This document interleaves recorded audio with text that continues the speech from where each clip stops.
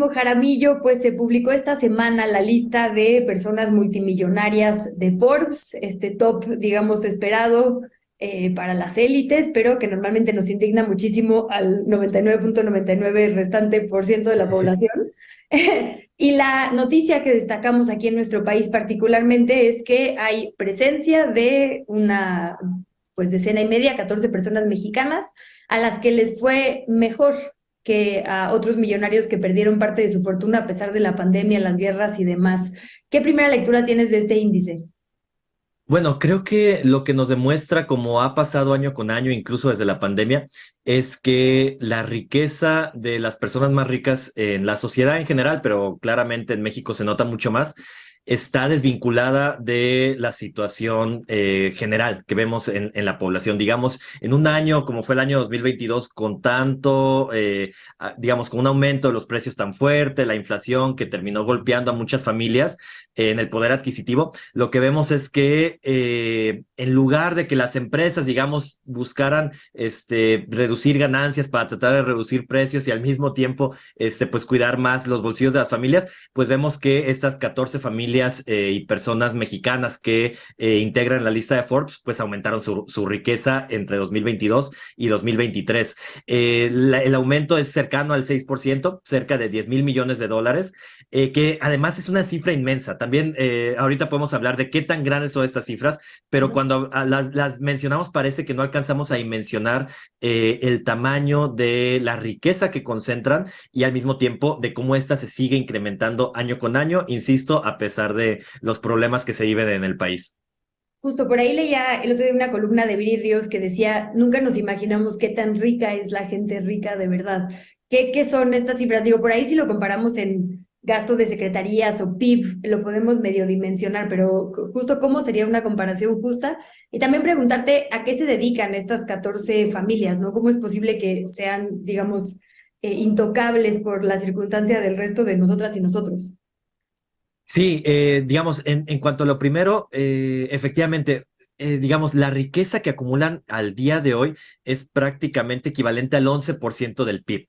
¿Qué significa eso? Estamos hablando de que 1 de cada 10 pesos que se producen en el país en el año, que básicamente a eso se refiere el tema del Producto Interno Bruto, pues equivalen casi 1 de cada 10 de esos pesos a la riqueza que concentran estas personas en las familias más ricas, ¿no? Y estamos hablando justo solamente de 14 personas, ¿no? No estamos hablando de casi 130 millones de personas, sino solamente 14 personas que tienen esa acumulación tan grande de riqueza en el país. Además, cuando lo comparamos con otros países, resulta que incluso los millonarios o multimillonarios de otros países no alcanzan a acumular riquezas tan grandes como lo es en México. Y como bien decías, si lo comparamos con digamos, con algunos temas del presupuesto público, por ejemplo, encontramos que simplemente el valor de la riqueza que tienen convertido a pesos sería cercano a 3.2 billones de pesos, que otra vez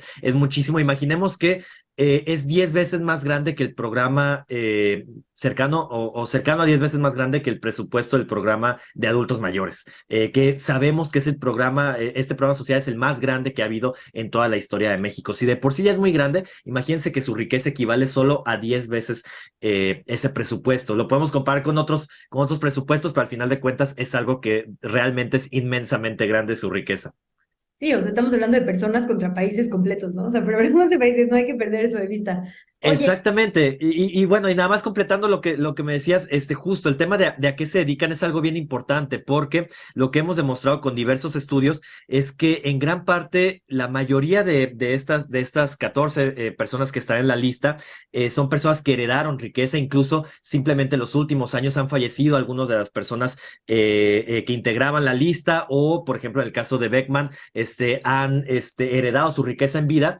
Y lo que vemos es que de todos modos, aunque se herede la riqueza, siguen siendo las mismas familias que había hace muchísimos años las que integran la lista ahora. Otro tema a mencionar es que suelen ser empresas que trabajan en negocios que se han beneficiado de dos maneras del mercado. Una, ya sea por privatizaciones de empresas que anteriormente fueron públicas y se privatizaron durante las últimas 3 décadas, 4 décadas, y la otra es que también trabajan en mercados que son sumamente concentrados. ¿Qué significa eso? Que tienen poca competencia y pues en ese sentido pues que se benefician al final de cuentas de no tener competidores que muevan sus precios y sus utilidades. Es un tema específicamente importante, digamos, en esta coyuntura, ¿no? Porque se habla mucho, digo, está en este momento en discusión, o lo estará pronto la propuesta de ley minera, la palabra, digamos, como soberanía o nacionalización, son justo palabras que suenan mucho desde la administración pública, pero verdaderamente el gobierno ha hecho, digamos, lo que está en sus manos por regular primero, digo, estas riquezas gigantescas. Se ha hablado muchísimo de lo que nos gustaría que pagaran muchísimo más impuestos, ¿no? Que fueran verdaderamente obligados a hacerlo. Además, sé que esa es otra batalla, pero también, digamos, el hecho de que se dediquen a las cosas que se dedican, como dices, es importante. Hay millonarios en la minería, en las telecomunicaciones, que tienen bancos, ¿no? O sea, son sectores que normalmente es muy difícil tocar. Entonces, digamos que tienen este doble beneficio de no regulación, ¿no? Efectivamente, tiene ese doble beneficio de no regulación y al final de cuentas, como bien mencionas con el tema de la ley minera, se benefician de cierta manera por decirlo así, del sistema fiscal mexicano. Y creo que eso es bien importante que toques el punto, porque al final de cuentas, uno se pone a pensar si estas empresas en estos sectores en estos sectores que trabajan y de la manera que trabajan habrían rendido los mismos frutos y las mismas ganancias extraordinarias en otros países con mayor regulación, ¿no? Y la mayor veces, la mayor parte de las respuestas suele ser no, realmente no habrían tenido tantas ganancias si no fuera por una regulación tan laxa como hay en México. Efectivamente, el sistema fiscal era tan injusto que es algo que no se puede cambiar de la noche a la mañana, ¿no? Yo creo que en los últimos años, específicamente ese sexenio, se han hecho algunos avances, por ejemplo, el tema de ya no dar condonaciones. Eso es muy importante. La tercera persona que está en la lista, Ricardo Salinas Pliego, se benefició, según digamos, la información que se pudo hacer pública, se benefició por muchos años de condonaciones de miles de millones de pesos. De verdad, condonaciones que eran increíblemente grandes para el mismo sistema fiscal mexicano. Ahora, hay más pasos que se pueden hacer en el futuro. Por ejemplo, junto con la Alianza contra la Desigualdad y con Oxfam México y otro conjunto de organizaciones, estamos impulsando el tema de que los ricos paguen.